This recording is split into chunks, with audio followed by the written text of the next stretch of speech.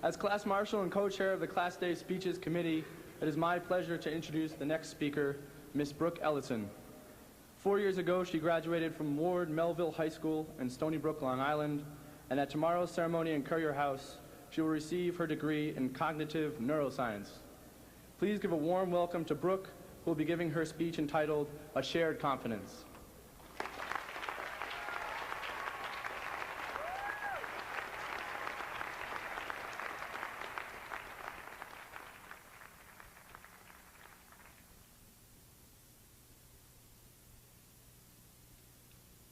Good afternoon.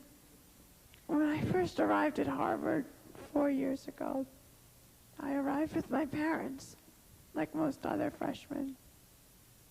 Unlike everyone else, though, my father left, but my mother didn't. The name tag at the door of 212 Thayer Hall said Brooke and Jean Ellison. Now, the initial reaction to this situation was usually one of confusion or some degree of disbelief. I think the idea of going away to college with your mother is a concept not readily embraced by most college freshmen. A mother's presence, albeit nurturing, can create a whole host of social problems for those seeking more than just academic enrichment. But my mother has been with me every hour of every day and has attended all of my classes, from freshman expos to senior thesis. I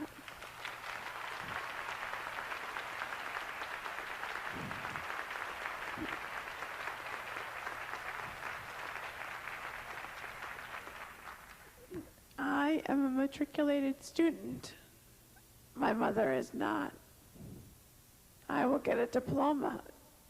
My mother will not. Has she been any less enriched than I have because of these two facts? Absolutely not. When we first got here from New York, neither one of us knew what to expect. I was 17 and my mother was 44. And it was the first time away at college for both of us. And we were frightened. We wondered whether we would fit into the Harvard community. Somehow, crisscrossing Harvard Yard in my wheelchair, with my mother running behind me with my books and other paraphernalia, didn't quite create an image of my blending into the Harvard landscape. There were times when I thought for sure that the statue of John Harvard was looking right at us and saying, "What in heaven's name are you doing here?" But as time went by, we came to understand that John Harvard was from a different time. And we realized that our conspicuousness was not such a bad thing. Through the personal relationships we formed, we realized that some people's differences were just more subtle than others. We were a very visible affirmation that Harvard was a diversified community where all people had been accepted, no matter what they looked like, what they believed in, or whom they chose to go to bed with. The striking irony about this observation was that through the recognition of our differences came the realization that we're all really the same. The basic need and desire to love and to be loved exists in all of us. The beauty of the Harvard experience lies in the relationships we formed here. We're all about to receive our diplomas, which represent many years of hard work. However, I dare say that once the diploma has been matted, framed, and put on the wall, the memories it will evoke will not be of what it took to get it. You'll think of the yard and the quad.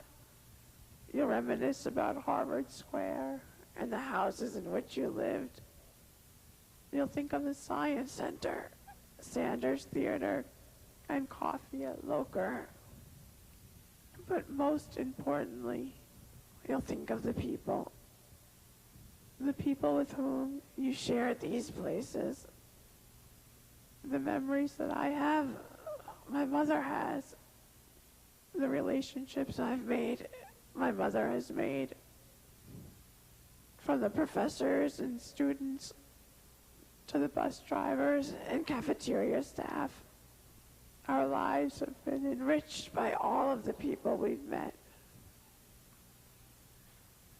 I would not be here if it weren't for my mother, and she wouldn't be here if it were not for me. And so it goes. As much as we would like to take credit for our own accomplishments, none of us would be here had it not been for the efforts and caring of those who have helped us along the way. Our mutual dependence is so often misdiagnosed as self-reliance. Whether it was a parent or sibling, a friend or teacher, or just someone who was able to say the right thing at the right time, none of us has escaped the love and caring of others.